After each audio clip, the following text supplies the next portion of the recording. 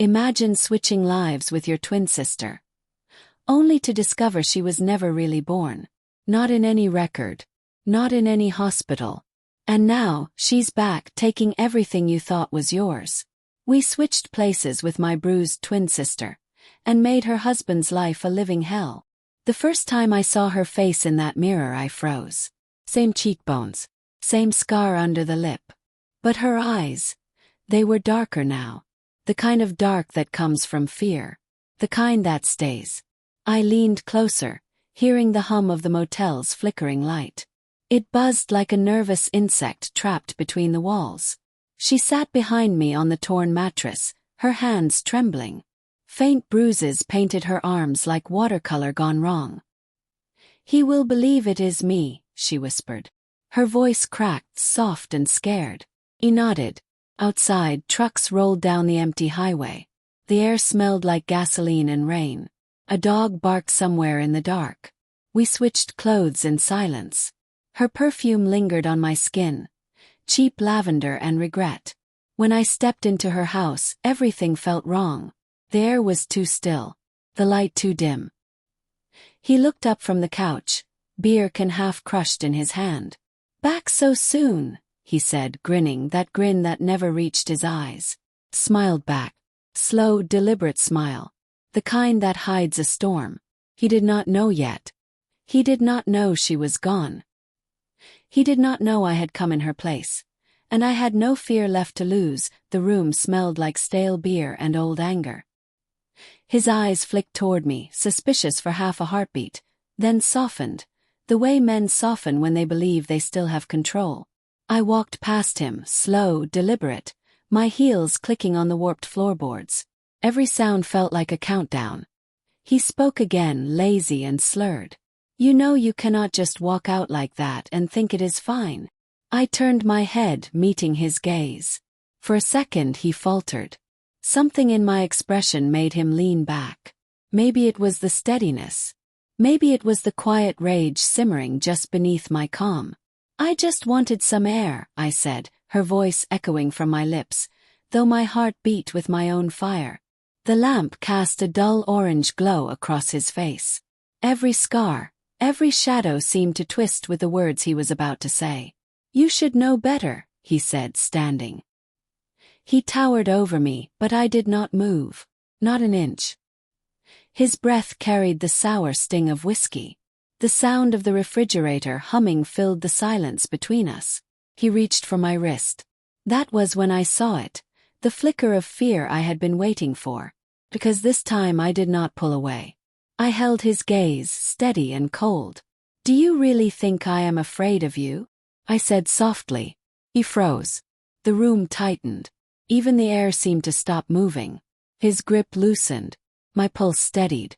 For a long, silent second, I could hear only the ticking clock on the wall. Each second sounded louder than the last. I took a step closer. Close enough to smell the fear blooming beneath his cologne.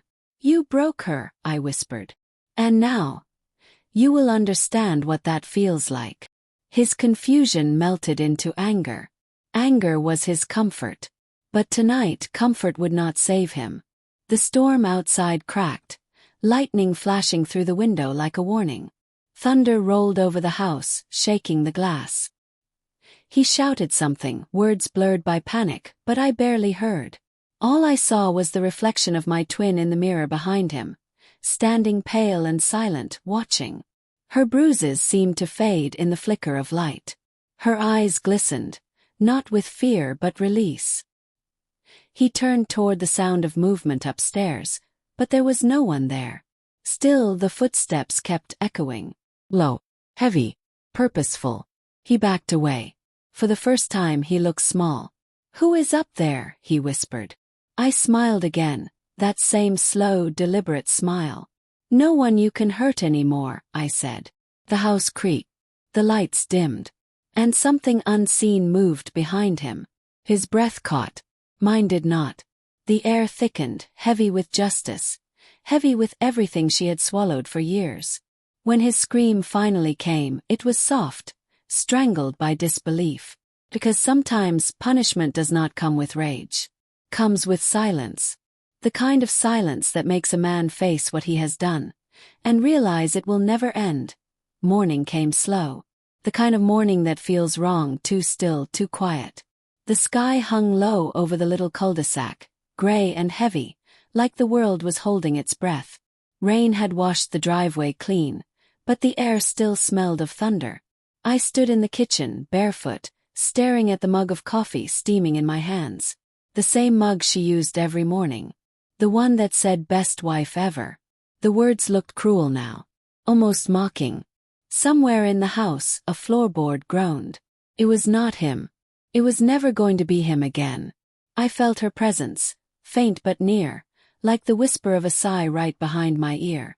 For the first time in years, the house did not feel dangerous. Felt hollow. Free. But freedom always has a cost. Outside, a police cruiser rolled past slowly. Then another. Neighbors peeked through curtains, their faces half hidden but curious. In a town like this, silence is louder than gunfire. They had heard the scream last night. Maybe they had pretended not to. Maybe they had all learned to look away, the way people do when something ugly lives too close. I set the mug down and watched the steam fade. Her wedding photo sat on the counter. Her smile frozen in a time before bruises, before fear. Before him. I picked it up, tracing her face with my thumb. Same face. Same eyes. But she had been the gentle one. The forgiving one. And now she was gone. The sound of gravel crunching outside pulled me back. A knock at the door followed, slow, cautious, official. "Ma'am. This is Deputy Holloway.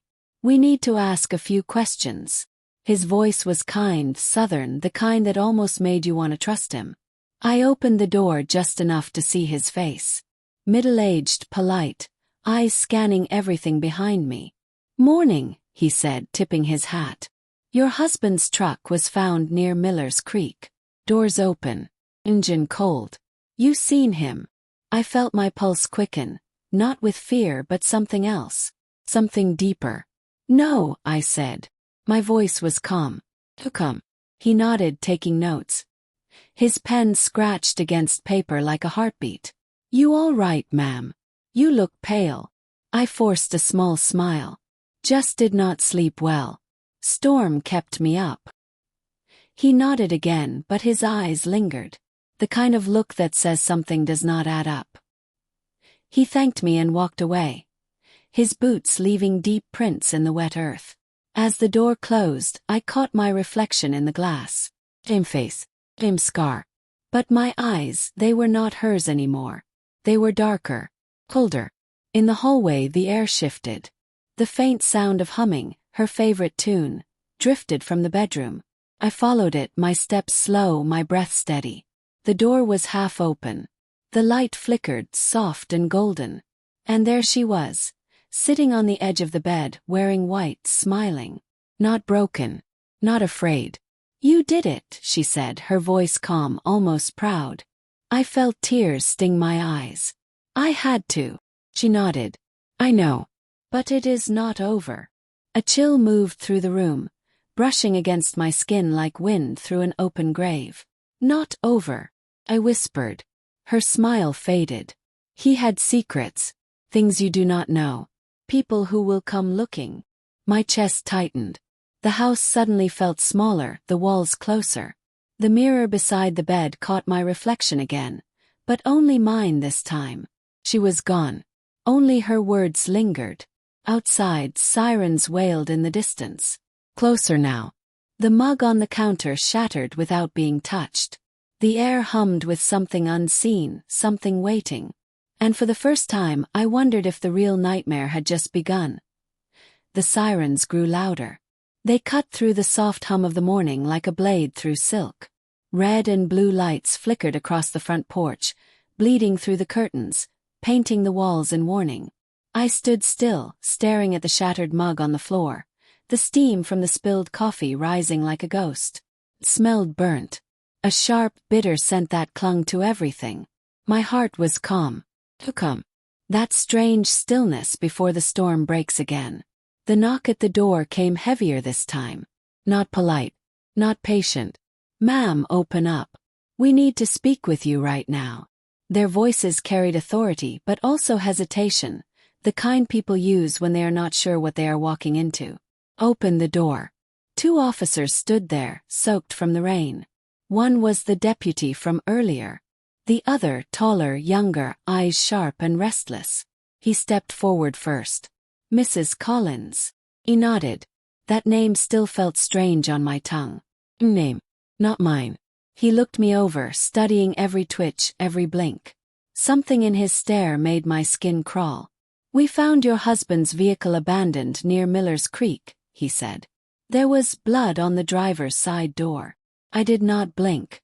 I did not breathe. Blood, I repeated softly. Yes, ma'am, the younger one replied. But not much. We are trying to locate him. When was the last time you saw him? I felt my lips curve into a faint smile. Last night. He was angry. The deputy's pen stopped mid-scratch. He looked up. Angry about what? I let my eyes drift to the wedding photo on the counter.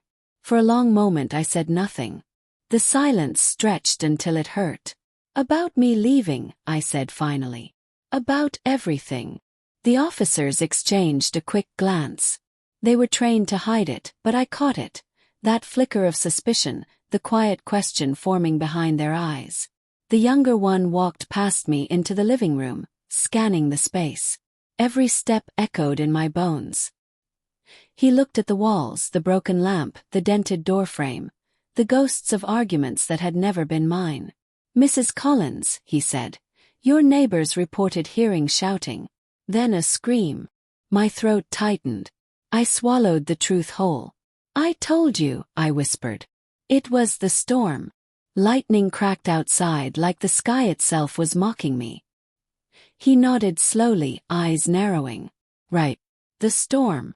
He started toward the staircase. Instinctively, I stepped in front of him. Too fast. He stopped. Looked at me. Then at the stairs behind me. What is up there? He asked. I forced a small laugh. Just the bedroom. It is a mess. He smiled, polite but sharp. Mind if we take a look? My pulse quickened. The air grew thick. Every sound felt magnified. The ticking clock, the dripping faucet, the faint whisper of wind through the hallway. He stepped past me before I could answer. Each footstep up the stairs sounded heavier than the last. I watched, frozen, as he disappeared around the corner. The deputy stood beside me, pretending to write notes, but I could feel him watching, waiting. Upstairs, a door creaked open. Then silence. A long, painful silence. When he spoke again, his voice was lower. Easy. Ma'am, could you come here, please? My feet refused at first. Then they moved on their own, slow, dragging against the floor like they carried a weight that was not just mine. The bedroom door was open. The light flickered. And there, on the floor by the dresser, was a trail of muddy footprints, leading to the closet. Small, human but not fresh. Faded. Like someone had walked there. Again and again. The closet door hung slightly ajar. A faint, metallic smell seeped through the gap. The younger officer looked at me. What is that smell? I did not answer. He opened the door. Inside there were boxes stacked high. Dusty, labeled with her handwriting. Childhood things. Photos. Letters. But near the bottom, one box was newer. Clean. Unmarked. He crouched down, lifting the lid. The moment he did, the room changed. Temperature dropped. The lights dimmed. And I felt her again. She was here. The officer's face went pale. Inside the box were dozens of Polaroids. Women. Not just her. Different faces, different years. All of them with the same look. Fear, confusion, pleading. The younger cop's breath caught in his throat. Jesus Christ, he whispered. The deputy stepped closer, frowning. What is it? He turned the photo in his hand, the one on top. The date in the corner read March 2018. And in the picture was me. Not her. Me. Standing in a parking lot, unaware. Alive. His voice trembled. Who are you? I stared at the photo, my reflection flickering in the window behind him. For the first time I had no answer. Because maybe she was not the only one who had been living someone else's life. Maybe he had been watching me long before the night we switched places. And maybe this was never just about revenge. It was about discovery. About truth, the kind that burns everything it touches. The kind America whispers about in late-night talk shows and crime podcasts. The kind that starts with love and ends with horror. The room felt colder now. The air did not move. Even the curtains hung heavy, as if the house itself was holding its breath. The young officer stared at me, his knuckles white around the photograph. His voice shook, barely a whisper.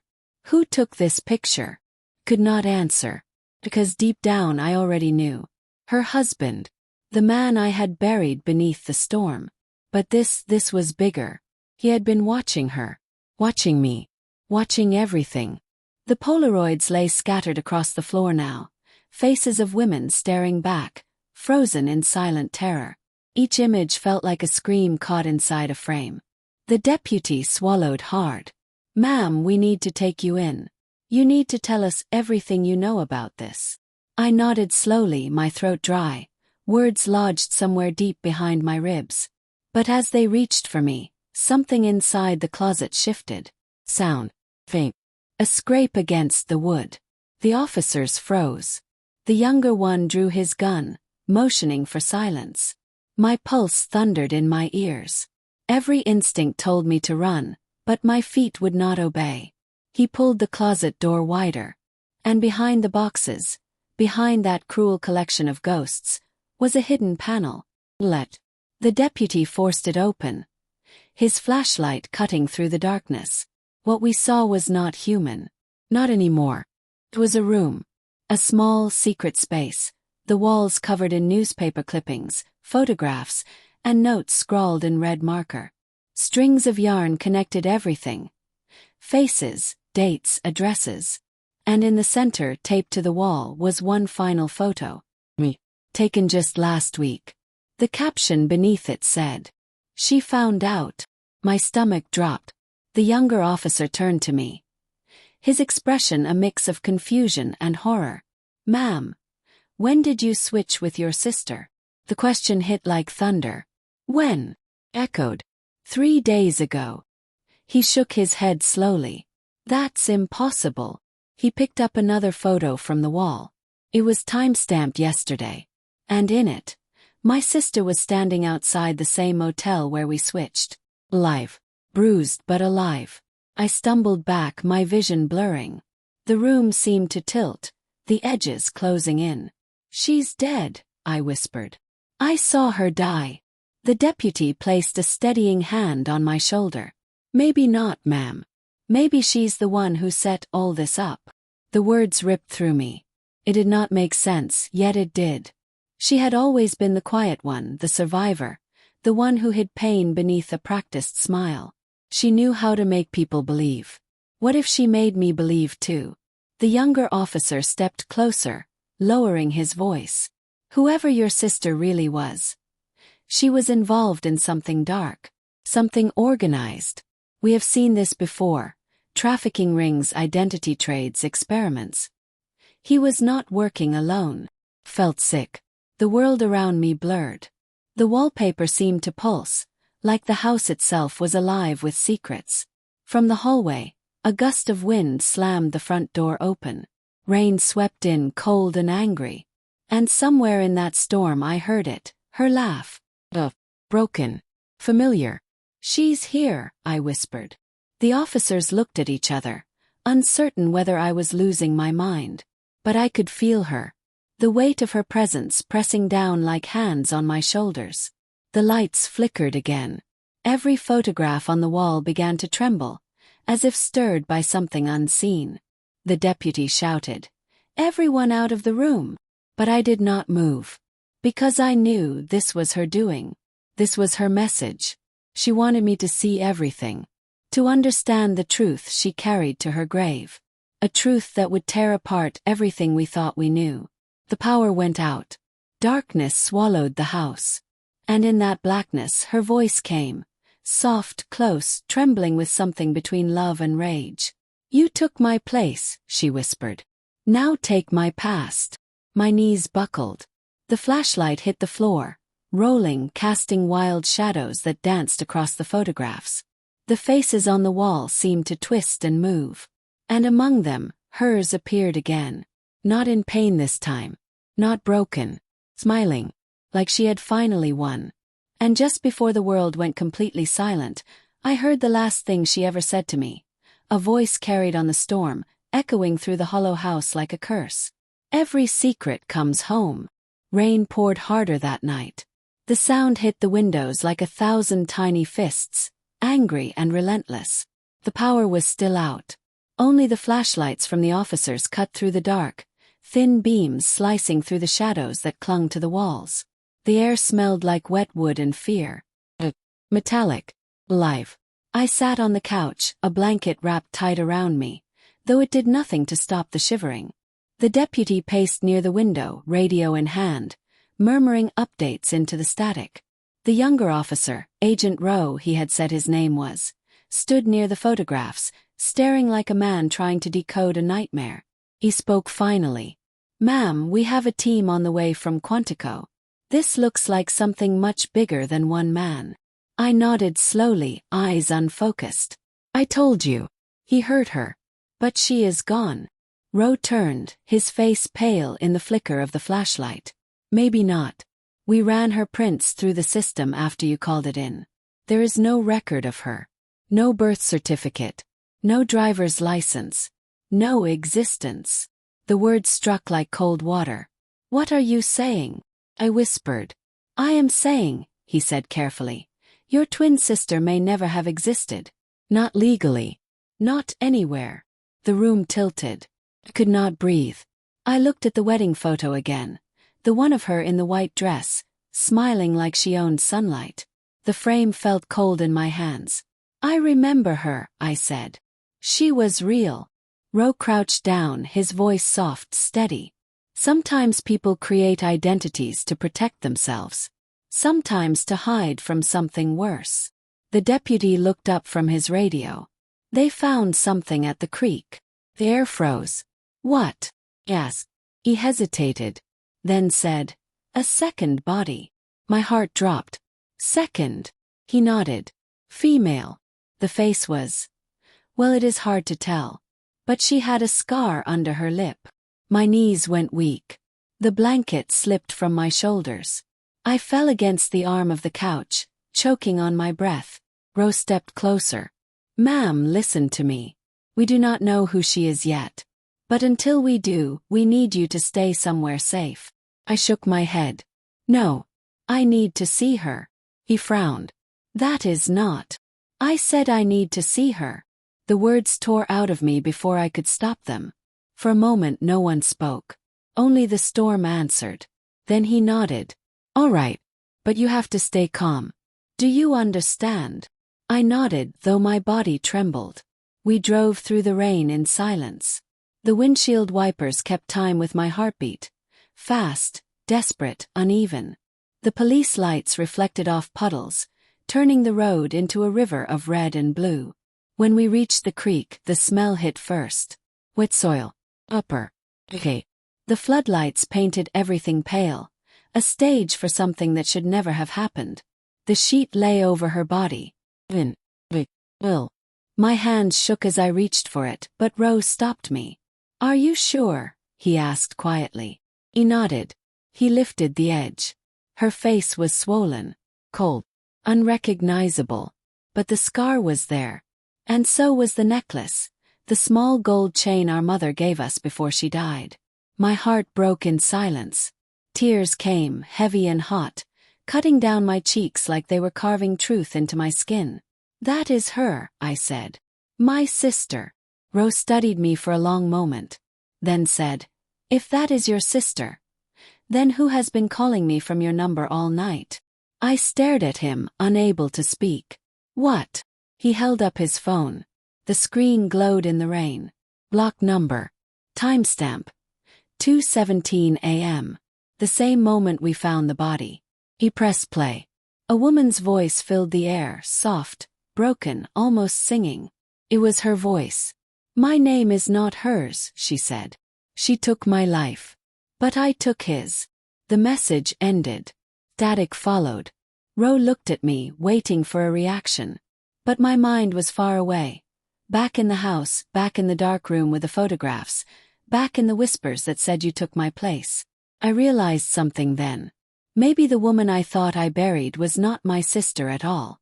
Maybe she was the one pretending to be me. And maybe I had just buried the wrong life. Thunder cracked above us, tearing the sky open. The rain poured harder, washing the dirt from her face. And beneath the grime, her features changed. Not my sister. Not entirely. A face half like mine, half someone else's. Blend. Copy. Ro whispered. Oh my God. I stumbled back, shaking my head. No. That is not possible. He turned toward me slowly. Whoever did this to you. They wanted you to question everything. Your sister. Your memory. Maybe even your own identity. I stared at the reflection of my face in the muddy water beside her body. And for the first time in my life, I did not know which of us was real. The sirens faded. The wind died. And somewhere, far in the trees, a phone began to ring. The same ringtone my sister used. Ro turned, gun raised. Stay here. But I already knew. I knew before he said another word. She was alive. And she was coming home. The phone kept ringing somewhere in the woods. Each tone felt like a heartbeat. Steady, haunting, relentless. The rain had slowed, but the night air still carried that heavy, electric silence. The kind that makes you feel like the world is waiting for something terrible to happen. Agent Ro moved first. His flashlight cut across the wet trees, the beam catching the shimmer of water dripping from the leaves. He spoke softly into his radio. Dispatch, this is Ro. We have a secondary signal near Miller's Creek. Requesting backup. Static. No response. The line was dead. He cursed under his breath. The deputy tried his own radio. Nothing but the hiss of white noise. I took a step toward the woods. Something about that sound, the phone, pulled at me. It was the same ringtone my sister used for me. A soft chime from our childhood. A song our mother used to hum before bed. Did not make sense. But none of this did. Ro noticed me moving and hissed. Stay back. I did not. The ground was slick with mud, my shoes sinking with each step. The beam of his flashlight followed me, bouncing off tree trunks, glinting against broken branches. The ringing grew louder, closer, almost human. When I reached the clearing, I saw it, a phone lying face up in the mud. Its screen glowed faintly under the rain, the name flashing across it. Me. Name. My number. The world tilted. I could not breathe. Ro reached me just as I bent down. Do not touch it, he shouted. But I already had. The moment my fingers brushed the glass, the ringing stopped. And a whisper. Deliberate. Right behind me. You should not have come back. I spun around, heart slamming against my ribs. She stood there. Soaked from the rain, hair plastered to her face, eyes glinting with something I could not name. Life. Her lips curved into a faint, trembling smile. Did you really think I would let you take my life that easily? I stumbled back, the phone slipping from my hand. She looked the same. Every scar, every detail, but something about her was off. Her movements too smooth, her eyes too cold. Ro raised his gun. Ma'am, stay where you are. She ignored him. Her gaze locked on me. Twin to twin. Soul to soul. You never understood, she said, her voice sharp, calm. I was never the victim. He was. The words froze me. What are you talking about? She stepped closer. You think he hurt me. He tried. But I hurt him first. Every lie, every bruise, I gave them back. Rainwater dripped from her chin like tears. But then you came along, she whispered. You saw the bruises, and you made me your tragedy. You made me small again. Ro shouted something behind us, but I barely heard him. My sister's voice cut through everything. You took my place. So I took your life. A loud crack split the air. Not thunder but a gunshot. Ro fired once, the bullet tearing through the night. But she was gone. Vanished. The trees swayed in the aftermath. The rain started again, harder, drowning the sound of my own heartbeat. Ro ran forward, scanning the dark. She just disappeared, he muttered. She was right there. I dropped to my knees, trembling. The phone still glowed faintly beside me. On the screen, a new message appeared. One of you does not exist. The letters burned bright for a moment, then vanished. Ro grabbed my arm, pulling me up. We are leaving, he said. This place is wrong. But even as we walked back toward the road, I could feel her watching. Every step, every breath, she was there. Just out of sight, just close enough to remind me that she was not finished. When we reached the car, I caught my reflection in the window. For a moment, I saw her instead of me. Same eyes, same face, but smiling. And then the car radio flickered to life, though it was turned off. Her voice filled the silence. You can run all you want, sister. But I am already inside you. The static swallowed her words, but I could still feel them. Real. Permanent. Ro looked at me, uneasy. Ma'am, are you sure you are who you think you are? I wanted to answer. I wanted to scream that I was real. But when I looked down, I saw the phone still clutched in my hand, and my reflection on its wet, cracked screen. Two faces. Overlapping. Blending into one. Mine. And hers. And in that moment, I realized something no one in this country ever wants to admit. Sometimes the person you fear the most does not live across the street. Sometimes she lives behind your own eyes. The next morning came gray and trembling. Fog rolled low over the fields like breath that refused to fade. Agent Ro had driven all night, silent, the road ahead stretching like a ribbon of ghosts through the Tennessee backcountry. Neither of us spoke. The hum of the engine was the only heartbeat between us. We stopped at a diner off the highway, the kind that never closes, the kind where time feels stuck in 1989. A neon sign buzzed weakly over the door. Sweet Mary's Breakfast and Brew. Inside, the air smelled of burnt coffee and wet denim. The waitress looked up from behind the counter, chewing gum, her eyes tired but curious. Ro flashed his badge. 2 coffees. Black. She nodded, poured, and slid the cups across the counter without a word. I wrapped my hands around mine, needing the warmth to remind myself I was still here. Still flesh, still real. But every reflection in that chrome-lined diner told a different story. In the napkin dispenser I saw her, smiling, blinking when I didn't. My heart pounded. I turned the dispenser over. Ro noticed. You keep doing that, he said quietly. Doing what?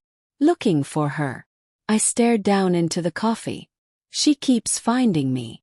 He leaned in closer. Tell me the truth. Did you ever have a twin? The question cracked something inside me. I did, I whispered. I remember her laugh. I remember her bruises. I remember the day she begged me to take her place. And now, I don't know what I remember. Ro's eyes softened. He looked tired too. Listen, he said. The lab in D.C. just called before we left the creek. That body. It wasn't your sister. The world tilted again. What? It had her DNA, he continued. But not completely. There were modifications. My hands trembled around the cup. Modifications. He nodded. Half of her genetic code matches yours exactly. The other half was written. Written. He exhaled slowly. Someone made her. The words fell heavy, like thunder muffled under the roof. I stared at him, my pulse roaring in my ears. That's impossible. He shook his head. Not anymore. There's a facility, somewhere out in Virginia. Shut down years ago. Or so they said. It was called Project Mirrorline. The name crawled up my spine like ice.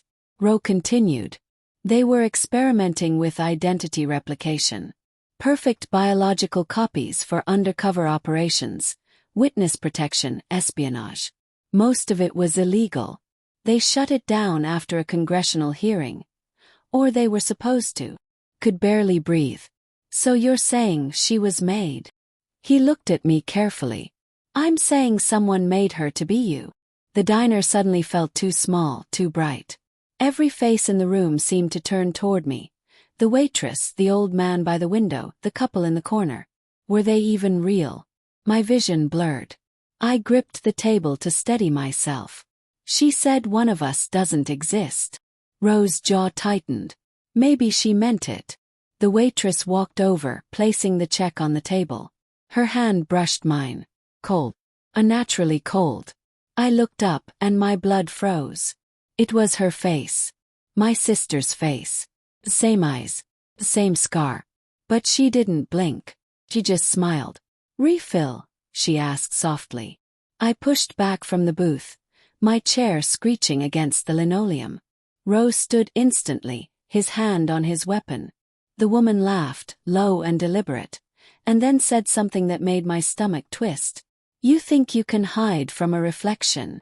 The lights flickered. For a split second, every face in the diner changed. They all looked like her. Dozens of her. And then darkness. When the lights came back on, she was gone. Every patron gone. Just me, Ro, and the echo of that haunting laughter lingering in the air. He whispered, "They're watching you." I looked at him, my voice breaking. Who are they? He swallowed hard. Maybe the people who made her. Or maybe the ones who made you. The sound of sirens grew in the distance again, but this time they didn't feel like safety. They felt like pursuit. And for the first time in my life, I could not tell whether I was running from my sister or running toward her. The drive to Virginia was quiet. The roads were empty, a stretch of mist and cracked pavement running through miles of forgotten country. Agent Rowe barely spoke. He kept his eyes on the horizon, hands steady on the wheel, as if afraid the truth might reach us before we arrived. When the old facility appeared, it looked like every government ghost story America ever buried. Rust-covered gates. Faded signs warning authorized person lonely. Half-broken cameras hanging like dead insects from the walls. We stepped inside. The air was stale, thick with dust and secrets. The fluorescent lights flickered weakly, humming with a sound that felt almost alive. Down one long hallway. A single door glowed red with a restricted sign. Rose swiped the card he had taken from evidence. The lock clicked open. Inside, rows of tanks lined the walls. Glass cylinders filled with clear fluid. And floating inside them, faces. My faces. Hundreds of them. Each one slightly different. Each one breathing. The world tilted. I stumbled back, pressing a hand to my mouth. It was not a horror movie anymore. It was truth. Rowe whispered. Oh my God. On a nearby monitor, the screens flickered to life. A date appeared. Project Mirrorline, Subject 12.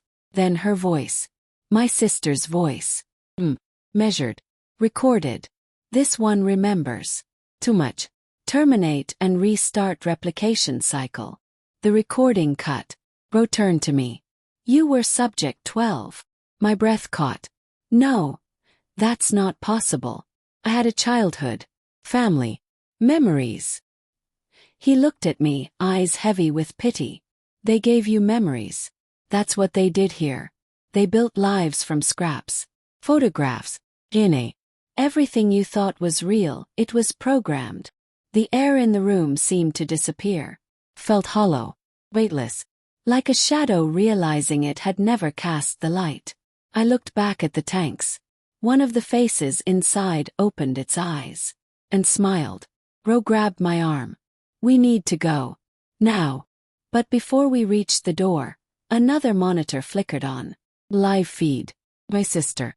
Standing in the hallway outside. Watching us. You were never supposed to wake up, she said, her voice echoing through the speakers. I tried to stop them. Tried to stop you. But they always bring you back. Rowe raised his gun. Who are you really? She smiled sadly. The first one. The lights went out. In the darkness I could hear footsteps. Soft, steady, identical to mine. Then a whisper, close enough to feel her breath on my ear. You have to end it before they do. Her hand brushed mine. Cold. Real. And in that moment I understood. We were never enemies. We were pieces. Fragments of one woman trying to survive the machine that made her. When the emergency lights came on, she was gone again. But the door to the generator room was open. And the word purge blinked on a control panel. Ro hesitated. You don't have to do this. Yes, I said quietly. I do. I placed my hand on the switch. The alarm started instantly. The tanks hissed and cracked. The glass began to shatter. Ro shouted my name. But I was already fading, a strange peace washing over me, like finally waking from a dream. In the last second before the flames took the room, I saw her, my sister, standing on the other side of the glass, smiling softly. We were one again. The screen went white. Epilogue. 2 weeks later, the site was declared a total loss. Official reports called it a chemical fire. But Agent Ro knew better. He returned to the ruins once, long after the smoke cleared. Among the ashes, he found a single photograph, burned at the edges. 2 girls, laughing, holding hands. On the back, written in faded ink, were the words, "We were real." That was enough. He folded the picture gently and placed it in his coat pocket. Then he walked away, leaving the ghosts of Mirrorline behind, knowing that some stories do not end with answers, only silence, and the echo of a voice that still haunts the wind.